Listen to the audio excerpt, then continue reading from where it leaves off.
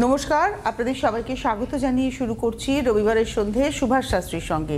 সুভাষ শাস্ত্রী যার কথা জ্যোতিষের বেদবাক্য, সুভাষ শাস্ত্রী যার কথা আপনার চোখে শেষ কথা। সুভাষ শাস্ত্রী মানে প্রেডিকশন। অনেক অনেক স্বাগত সুভাষদা। আমরা আজকের রোববারটা যদি তাকাই তাহলে এই বঙ্গাব্দের আমরা শেষ রোববারে দাঁড়িয়ে আছি, একটা নতুন বঙ্গাব্দের দিকে যাচ্ছি। একটা বছরের 4 মাসে দাঁড়িয়ে আছি আর একটা নতুন বছরের শুরুর দিকে দাঁড়িয়ে আছি। কোথায় দাঁড়িয়ে আছি সেটাই চিন্তা করছি। আর একটা দাঁড়িয়ে আছি ভোট যুদ্ধের একদম মানে ভোট সময়ের প্রাককালে দাঁড়িয়ে আছি। এভরিডে ইজ নিউ ইকুয়েশন, প্রত্যেকটা দিন ইকুয়েশনগুলো চেঞ্জ হয়ে যাচ্ছে। এই আমাদের রাজ্যের খুব ক্রিটিক্যাল, জানো তো। মজার ব্যাপার হচ্ছে যে এখানে আন্দাজে ঢিল মারার লোকের সংখ্যা অনেক বেশি। তাদের পার্সোনালি কতটা নলেজ আছে নেই জানি না। আসলে তো আপনার কাছে তো মানে এই মুহূর্তে যারা দাঁড়িয়েছেন প্রার্থী, সে যে কোনো দলেরই, অধিকাংশেরই মনে হয় ছকটা আপনার জানা, সর্বোচ্চ লেভেলের ছক জানা আমার। মানে দুটো জিনিস হয় জানো, একটা হচ্ছে যে নেট থেকে তুলে নিয়ে আন্দাজে ঝাড়া, নেটে কিন্তু ঠিকঠাক নেই। নেট থেকে তুলে নিয়ে তার উপরে বলছে। নেটে নেতাদের ইনফরমেশান ঠিক থাকে না। একটু এজেড নেতাদের কথা বলছি আমি, যারা একটু পুরনো নেতা, যেমন ধরো মাননীয় মুখ্যমন্ত্রীর যেটা, ওটা নেট থেকে তুলে নিয়ে সবাই বলছে, তারা কিন্তু অরিজিনালটা জানে না। নেটে যা আছে ওটার উপরে বলছে, নেটে কিন্তু ঠিকটা নেই। আমি তোমাকে মানে দায়িত্ব নিয়ে বলতে পারি এই কথা। তো যাই হোক, তো ভোটের প্রাককালে দাঁড়িয়ে আছি। এভরিডে ইকুয়েশন চেঞ্জ হচ্ছে একটু একটু করে।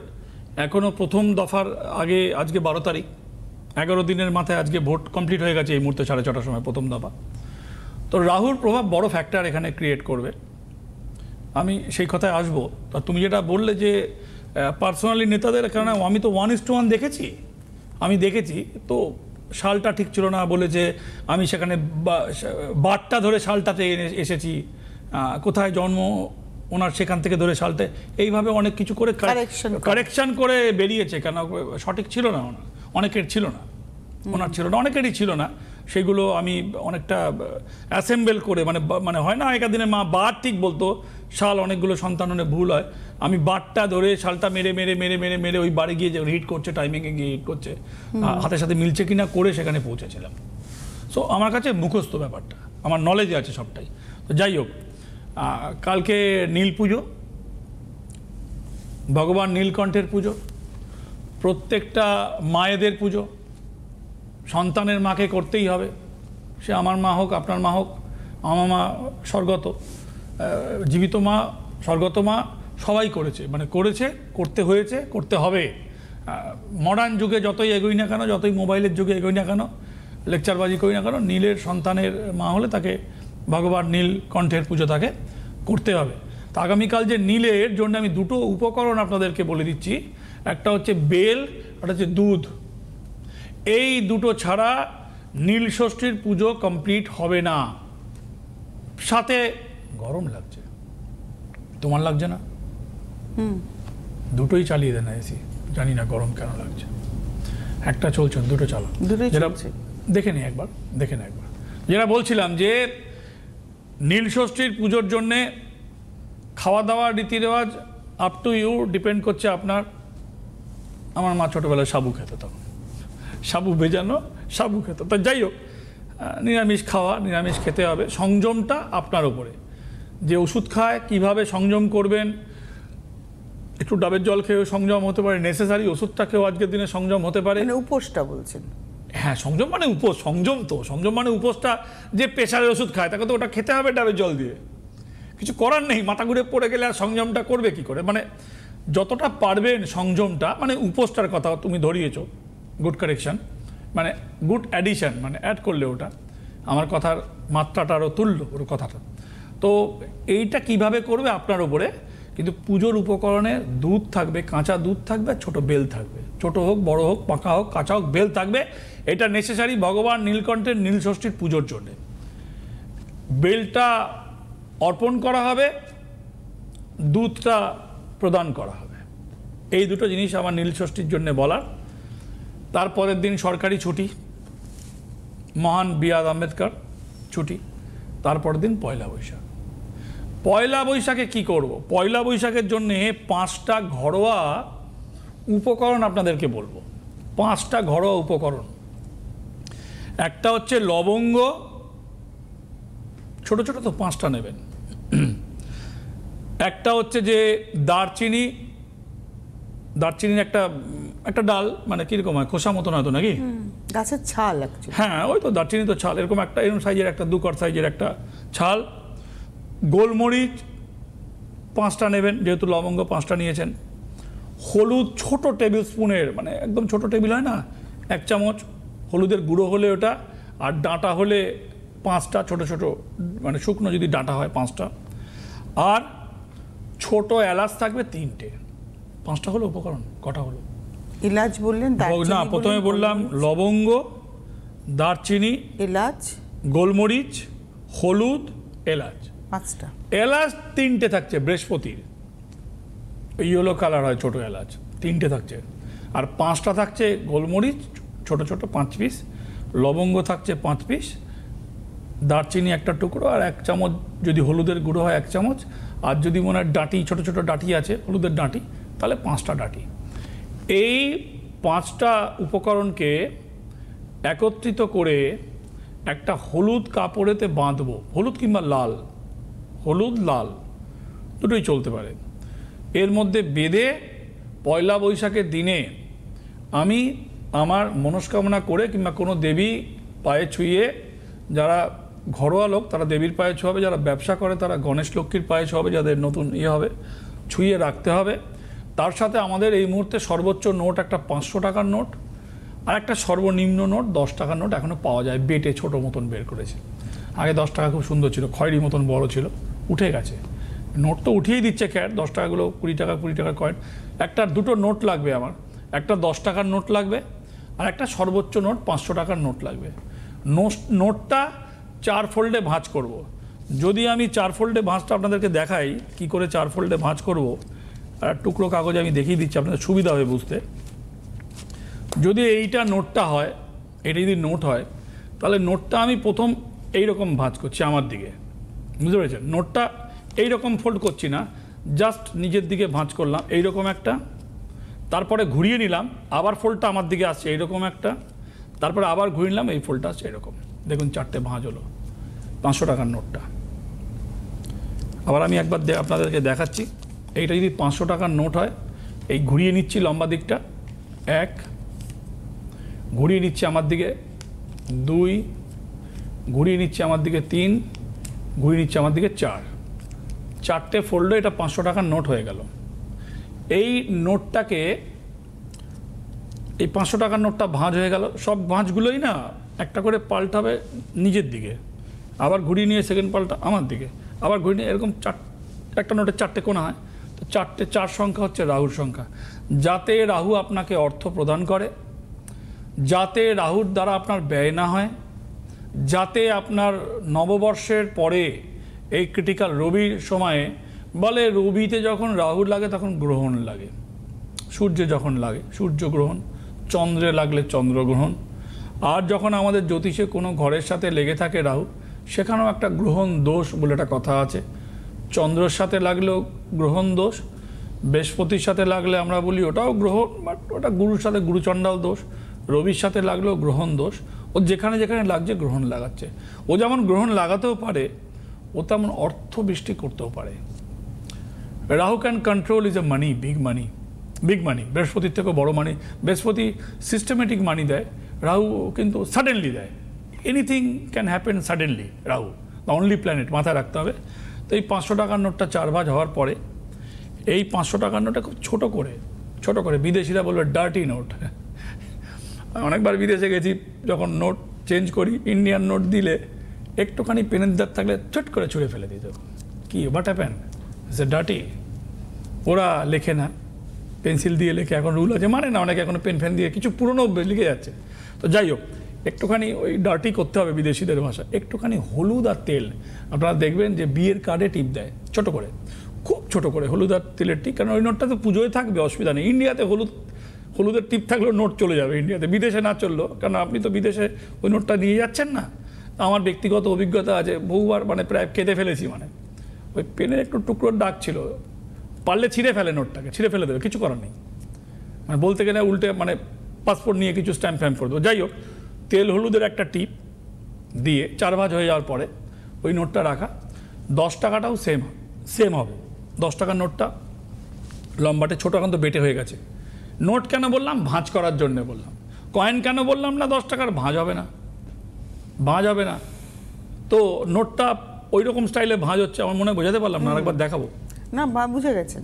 এই জায়গাটা দেখে নেবেন। 10 টাকার নোটটা এরকম একটা পার্ট হলো, ঘুরিয়ে নিয়ে এরকম একটা পার্ট হলো, সেকেন্ড পার্ট ঘুরিয়ে এরকম একটা পার্ট হলো, ঘুরিয়ে নিয়ে এরকম একটা পার্ট হলো। 4 ভাঁজ হয়ে গিয়ে ছোটো গেলে 10 টাকার নোটটা তো ছোট্ট করে একটুখানি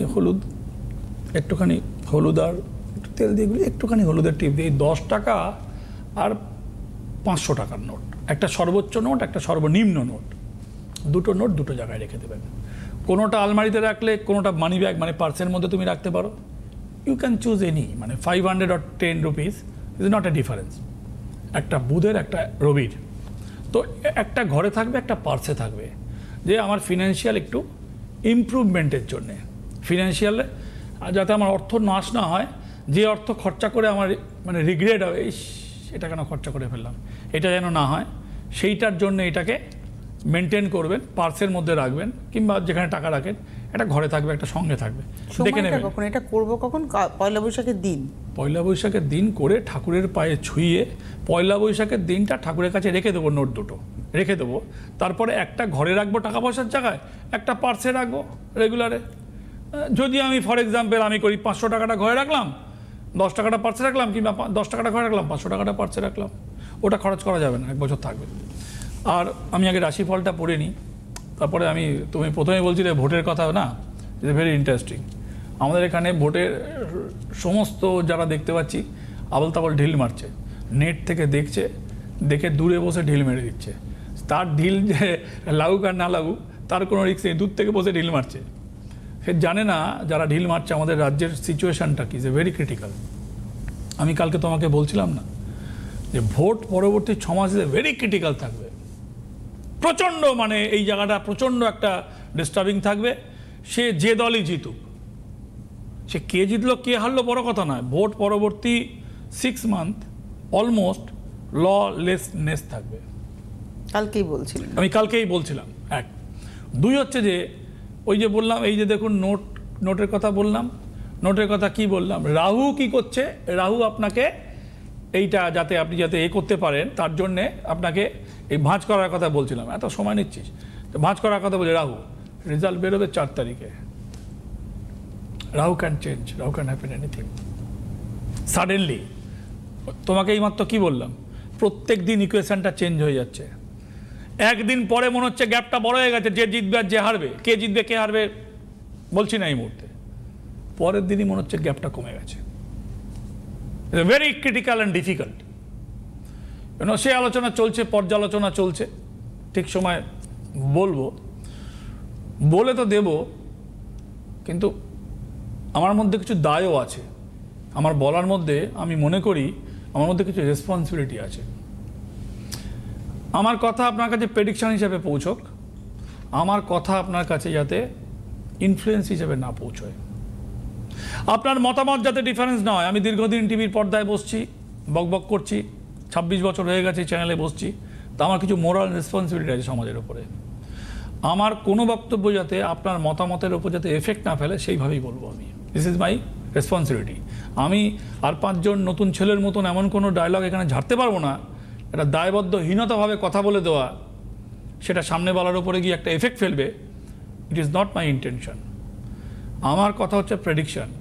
আমার কি কাজ? প্রেডিকশান করব, কিন্তু কোনো রকমভাবে, কেন দেখুন, যদি পার্সোনালি তুমি আমাকে জিজ্ঞেস করো, পার্সোনালি আমি নিজে থেকে বলছি, আমি তো প্রথম থেকে ভোট দিচ্ছি। সেশনের সময় যখন কার্ড হয়েছিল, প্রথম ভোট দিচ্ছি 18 বছর বয়সে। প্রথমে আমি নির্দ্বিধায় বলতে পারি, প্রথমে আমি কংগ্রেসকে ভোট দিতাম। গাই বাছুর ছিল কংগ্রেসের, গাই বাছুর চিহ্ন ছিল, খাবার টাবার আসতো আমাদের পাড়ার মোড়ে চায়ের দোকানে, ভালো খাবার আসতো, প্যাকেটে করে ভালো খাবার আসতো, সব ওই সব আসতো। গাই বাছুর, গাই বলদ, 2টো গাই সাথে একটা বাছুর রয়েছে, বগনা বাছুর, সে আমি কংগ্রেসকে ভোট দিতাম। তারপরে তাকে দিইনি, তারপরে একে দিয়েছি, তারপরে ওকে দিয়েছি। তো যাই হোক, প্রথম ভোট আমি জীবনে কংগ্রেসকে দিয়েছি বেশ কয়েক বছর, কোনো কিন্তু এখন লড়াইটা আমার বলতে কোনো দ্বিধা নেই, এটা বলতে কোনো নেই, দুটো পার্টির মধ্যে হচ্ছে। 3 নম্বর 4 নম্বর পার্টির কোনো অস্তিত্ব নেই। এখন এই কথা দিয়ে কিন্তু আমি কিন্তু কাউকে ইনফ্লুয়েন্স করতে চাইছি না। কেন অস্তিত্ব নেই? এরা লড়াইয়ে দেখবেন, আপনি দেখবেন এই লড়াইয়ের ময়দানে মানে কারোর জামানত চলে যাবে, কেউ 5,000 ভোট পাবে, কেউ কোথাও 20,000 পাবে। এদের ভোট কাউকে জিততে সাহায্য করবে, কাউকে হারতে সাহায্য করবে, একদম স্টেট। এখন আজকের দিনে 2026-এ দুটো পার্টির লড়াই হচ্ছে, কখনো একটু এগিয়ে, কখনো একটু এগিয়ে, কখনো একটু এগিয়ে এগিয়ে ক্লোজ। মানে 3মুখী কিংবা 4মুখী লড়াইয়ে কোনো জায়গায় নেই, কোথাও নেই। এই 3মুখী 3 নম্বর আর 4 নম্বর এরা কাউকে কারুর সর্বনাশ করবে, কারুকে ওই শতবিশা নক্ষত্র হলে বাড়া ভাতে ছাই দেবে, হ্যাঁ, নিজে কিছু করতে পারবে না, নিজের নাক কেটে অন্যের যাত্রা ভঙ্গ, এটাই হবে। মানে আগে আমরা কি শুনতাম 10 বছর 3 জনের লড়াই হচ্ছে, 3টেই ভালো ক্যান্ডিডেট ভোট পেতে পারে, এরকম। এখন কিছু আছে এরকম? কিচ্ছু নেই। অর্থাৎ কিনা 2 জনের লড়াই, এটা খুব ক্লিয়ার, পরিষ্কার হয়ে গেছে। এবং রাহু কি করে, স্পেসিফিকেশন করে দেয়। রাহু এই ভোটে কি করছে, যত দিন যাচ্ছে দুটো দলকে মুখোমুখি এনে দিয়েছে সমুখ লড়াইয়ে। এখানে বাকি সব উলুখাগড়া, মানে এগুলোর কোনো কাজ নেই। ও কিছু ভোট পাবে হয়তো মোরালিটির গ্রাউন্ডে, কিন্তু কোনো ফ্যাক্টর নাই।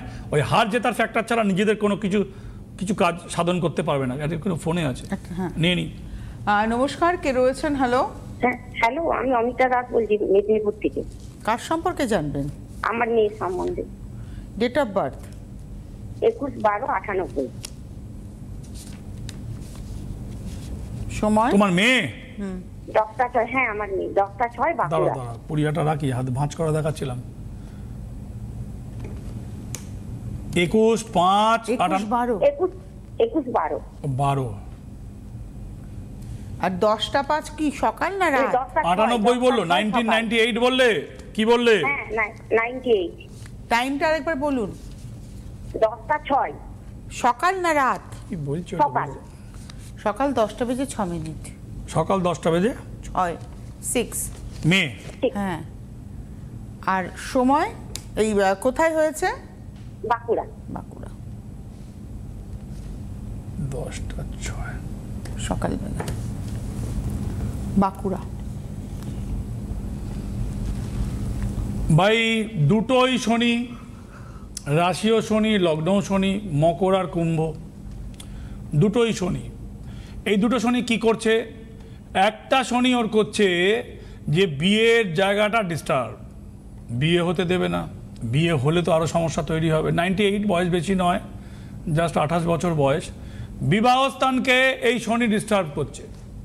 লগ্ন শনি, রাশি শনি। এবার লগ্নের যে রাশির যে তোমার যে নক্ষত্র যেটা বসে রয়েছে সেটা রবি। শনি রবিতে বিরোধ আছে, অর্থাৎ কিনা রবি আর শনির মধ্যে যে অ্যান্টি রয়েছে। রাশি মকর, লগ্ন কুম্ভ। রাশির অধিপতি হচ্ছে রবি, রবি হচ্ছে বাবা, শনি হচ্ছে ছেলে, দুজনের বিরোধ। এই বিরোধে তোমার মেয়ের বিবাহ স্থান ভালো হবে না, বিবাহ স্থানে বাধা। 2 হচ্ছে যে ওর যে, শুনতে পাচ্ছ কি বলছি? হ্যাঁ হ্যাঁ, শুনতে পাচ্ছি। তো মেয়ের বিয়ে দিয়েছো? না, দিইনি। দেবো, দেখাশোনা করছি, হচ্ছে না। এটাই প্রশ্ন ওনার ছিল। কি হয়েছে?